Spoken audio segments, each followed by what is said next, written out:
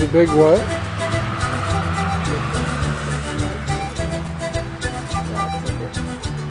Yeah, this is where a lot of the raised bed came from.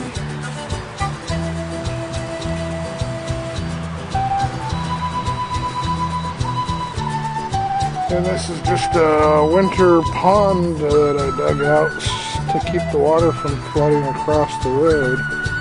And it doesn't usually fill up. But I use that to make my raised beds in a very long, slow process.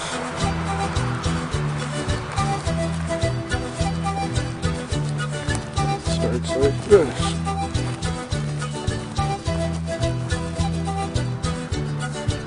Just basically you take off the first couple of inches with the tractor and just keep digging your way in.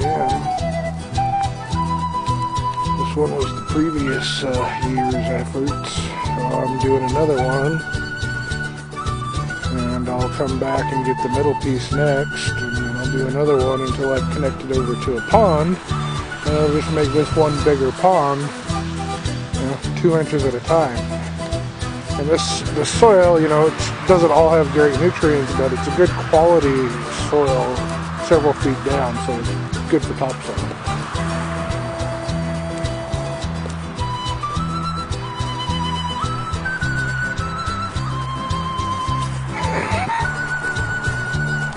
So one bucket at a time, drive the tractor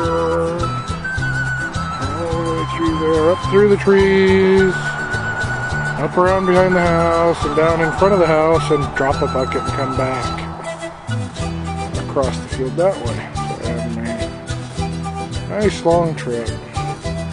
This is where Angie and I walk every day, so just random at this point. Hey, you want to see Angie freak out?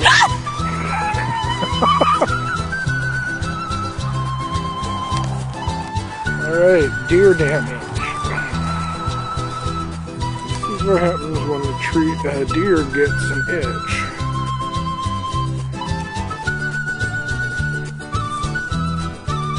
He scratches his horns up against the trunk of a young tree, and in some cases they get enough of the bark off that the tree dies.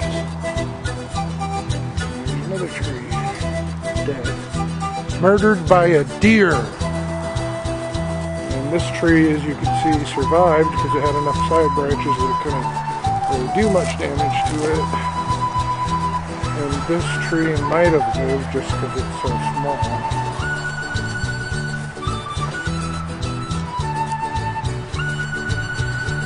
That tree survived.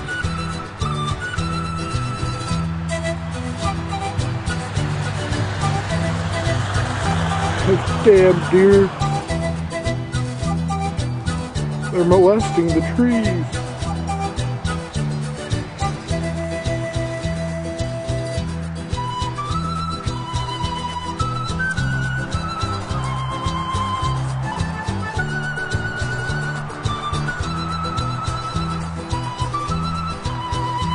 And there's just deer damage all over. But 10 years ago, this was a pasture and there wasn't one tree in it. Since we got rid of the cows, the trees have just been growing back, and we're going to have to start transplanting them because we're going to be using it as pasture again. We're going to have some hogs.